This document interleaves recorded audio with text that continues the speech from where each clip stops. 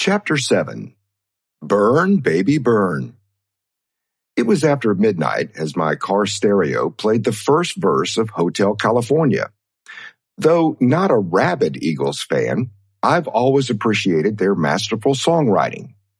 That said, I hear Don Henley is a litigious prick who brags that he has an army of lawyers scouring YouTube and other social media platforms looking for unauthorized covers of their songs. Citing copyright infringement, his lawyers then wrest any royalties that the small cover artists might use to, maybe buy groceries with, so they, the trial lawyers, can buy another villa in Tuscany or a yellow Lamborghini to complement the red one. On a similarly deserted stretch of dark highway between U.S. Highway 231 and Interstate 10, sue me, Henley, please. The publicity will be great. I was driving from Montgomery, Alabama to Tallahassee, Florida around the witching hour.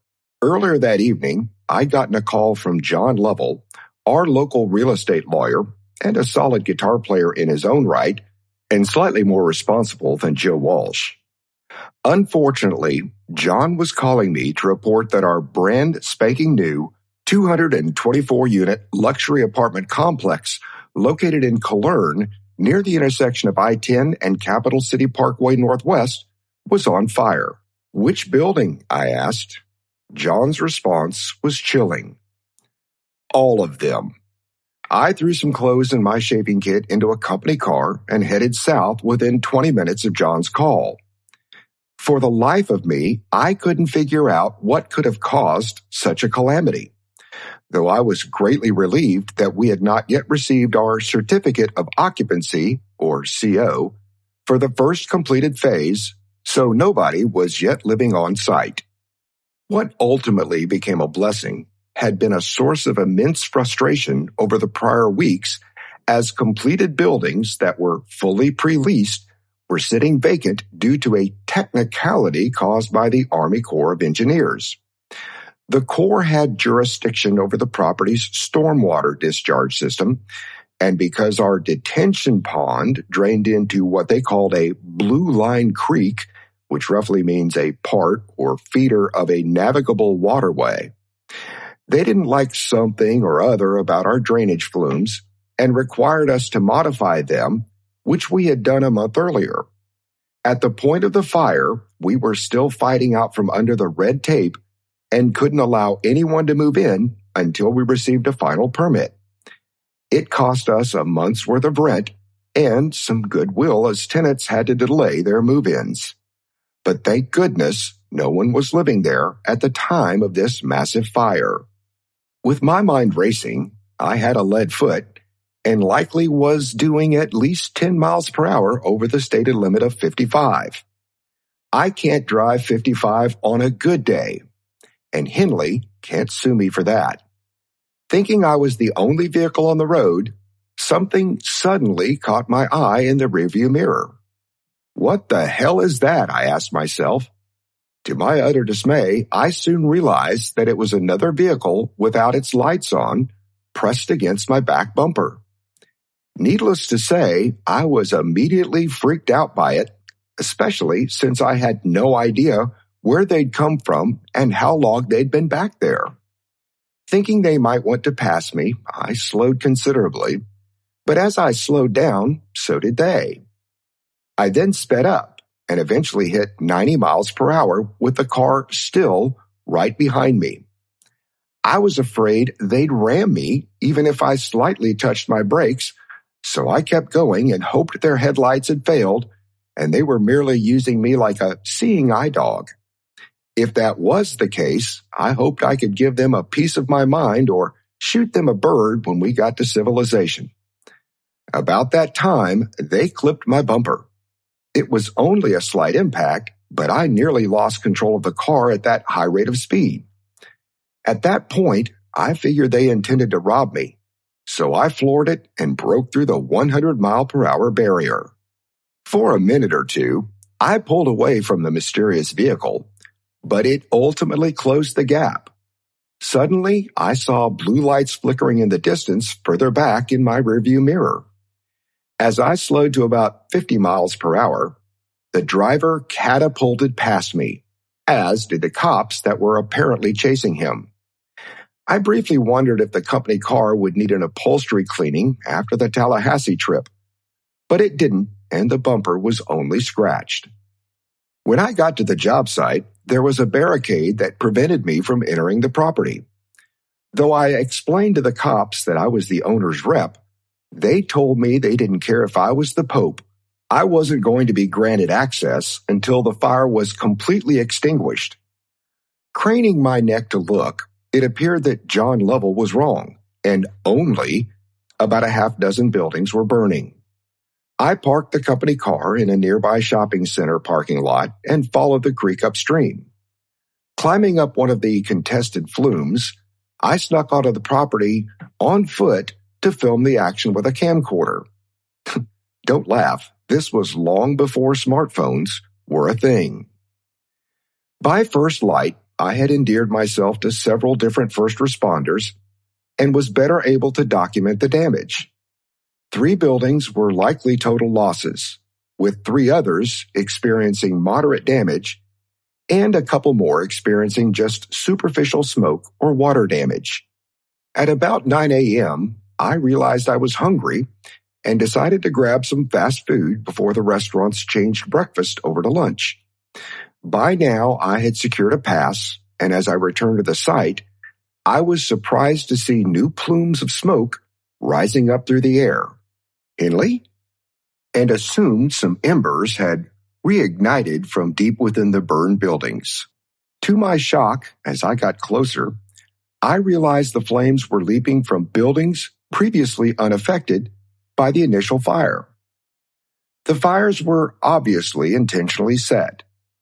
The investigators determined a fairly simple plan was implemented by the arsonist, which involved broadcasting gasoline-soaked fertilizer in strategic places within each building, with the fires kick-started by some type of incendiary device on a timer.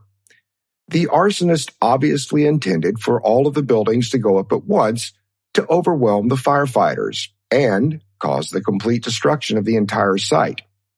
But when setting the simple timers, he or she apparently got their PMs and AMs crossed up, with the second wave of fires igniting exactly 12 hours after the first.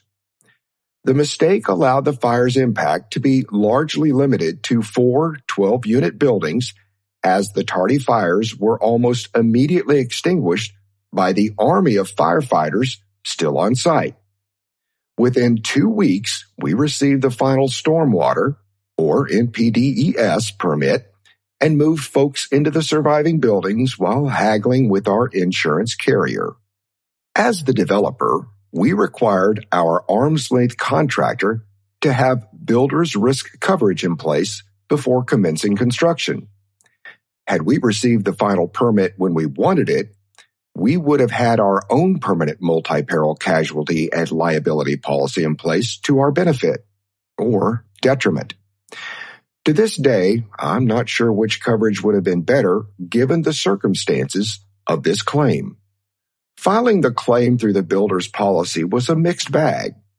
Processing and settling it was a lightning-quick process, which allowed us to quickly rebuild the damaged structures. The settlement amounts included additional carry, or developer's interest and overhead, which would not have been included in a typical permanent policy. So both aspects were positive. Not so great was the fact that the builder's policy had nothing in it for loss of rents or tenant relocation, additional marketing expense, etc., which were called soft costs. One thing of benefit to us was that the bulk of our subcontractors were still on site at the time of the fire, so there was no wait for them to remobilize. About 6 months after that infamous night, we received word that the owner of the roofing company had been arrested for setting the fire.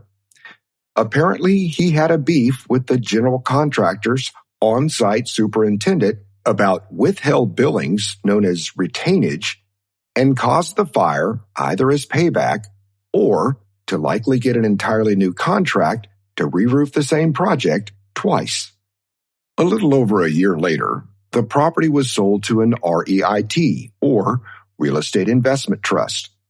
But since, by then, I had been terminated from the development company for trying to pick a fight with my boss, I didn't get a dime of profit participation, which would have been roughly $75,000.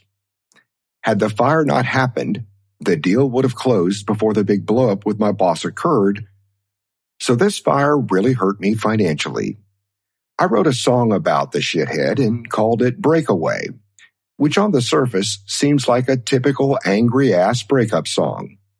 However, it's really about this experience and me deciding to invest in real estate and go to work for myself. Now you know the inside scoop. Oh, and by the way, you can check out the song by going to BamaSoundMedia's YouTube channel. Or better yet, go to BamaSoundMedia.com and download the song for $1. We told Spotify and all the other music kings of Hollywood to shove it, and from now on, we'll distribute our music and other books written by the band directly to the consumer, exclusively through the e-commerce Squarespace store on our website. At least for the foreseeable future, we plan for the long run to be the only exception. Back to burn. In another incident, proceeds from a much smaller fire allowed me to completely upgrade an older apartment. The circumstances were almost comical, though scary. A female tenant was carrying on with a much older, married, doctor boyfriend. After a couple of months of seeing a Mercedes sedan parked for regular but short intervals in the most remote part of our parking lot about once a week, suddenly the doctor's firm started paying the rent. I'm pretty naive and was the last of our staff to put two and two together. By the time I figured it out, the doctor's wife had too, and rent checks suddenly stopped coming. When I contacted the tenant, she indicated that she had just lost her job and would need a little time to get back on her feet. No pun intended. When the fire occurred, she was supposedly down at the beach after telling several neighbors that she barely knew that she was heading out of town for the weekend. My wife and I were at a Larkin Poe concert in North Alabama when I got the call about the fire. Sidebar. Larkin Poe frontwomen and sisters, Rebecca and Megan Lovell, weren't even born when the Tallahassee fire occurred, and are not related to our former attorney, John Lovell. They are headed for greatness and remind me of the Wilson sisters in heart. Rebecca is a truly amazing rock singer and should ultimately rank up there with the greatest of either gender of all time. Megan's blood harmonies are off the chain, and she's a fantastic slide guitarist. They have a new album coming out this year called Bloom. I also managed to lose money as a concert promoter and dream of booking them for a show that Bama Sound would get to open. However, my wife is quick to shoot down the idea as yet another of my galactically stupid ideas. When I got to the property the next morning, the fire was largely confined to the kitchen of an upstairs apartment. It just happened to be leased to the tenant that was behind on her rent. Though the fire was officially deemed to have started due to some unknown cause, a suspicious timer device, eerily similar to one used in Tallahassee decades earlier, was found in the kitchen sink. As the insured, my staff and I were interviewed as if we were potential suspects, which I guess is standard procedure. Before this claim, my decades-long claims history with Travelers, the carrier, was near perfect. Over all that time, we'd only filed prior claims resulting from hail damage to a roof or two. And with a deductible of $5,000, we came out of pocket when we did. I hated that the fire happened, but because Travelers had been so wonderful about cashing my premium checks year after year, I wanted to hold them to a fair settlement, which included roof replacement due to the heat that accumulated underneath the roof decking. They initially balked because there was no visual damage to the roof. But on the advice of my roofer, not the one in jail, LOL, I raised so much hell they finally backed down and amended the claim to include a roof patch over the charred roof decking. Of course, my premiums have skyrocketed since then, so the bastards got the final laugh. As our contractor cleaned up the fire debris, one afternoon he walked into my office and threw something onto my desk, laughing as he did so. I quickly realized it was a pink sex toy of the rather large variety. And as I recoiled, I apparently screamed like I just had a mouse run up my pants leg. Unbeknownst to me, my illustrious staff planned the entire thing and recorded it on a cell phone. "There's a lot more where that one came from," Contractor Bob proclaimed. "In the bedroom closet, we found a stripper pole and all kinds of fun little toys, even some whips and spiked collars. There was also a stand to mount a cell phone," he announced. Though he obviously found the cachet to be highly entertaining, the wheels started turning in my head about how these items might be related to the fire. Maybe a jealous wife somehow copied a key given to the husband by this professional lady of the night? Or maybe the husband arranged for someone to eliminate evidence of a sordid affair. Who knows? Thank goodness the fire didn't spread and no one was hurt. We certainly didn't plan to offer the prior tenant an opportunity to move back into the refurbished place, and come to think of it, she never came back to collect her toys from Contractor Bob. I wonder if he pawned them. I mean, there's a vibrant market for pre-loved cars and guitars, so why not? I'm sure other landlords would gladly trade for such an anemic claims history, with the fire in Tallahassee actually occurring before I purchased my own investment property. For that one, I was just a 24-year-old development manager, hired gun, working for a lying, conniving, unethical sack of shit. But I'm not bitter about the $75 grand. What's your takeaway as a potential investor? Insurance is an expensive but necessary evil. Of late, the premiums seem out of control. Read your policy's fine print and make sure you understand any coverage exclusions. Here's an unnerving fact in the war-torn world we live in today. Most basic casualty coverages don't cover acts of terrorism or war. So, if Vlad the Destroyer decides to lob a Russian ICBM toward the good old United States of America, or if Jihad Abdullah sets off a shoe bomb which causes a plane to crash into your building, you might be screwed. Read the fine print and be prepared to pay more if you wish to add related coverage. Also, many policies don't cover damage from earth movement, such as mudslides or earthquakes. Living in the South, I wasn't too concerned. Thinking I'd never want to own rental property in California anyway. Then I learned about the New Madrid Seismic Zone, or NMSZ. Google it after you check out some of Larkin Poe's and BamaSound's music.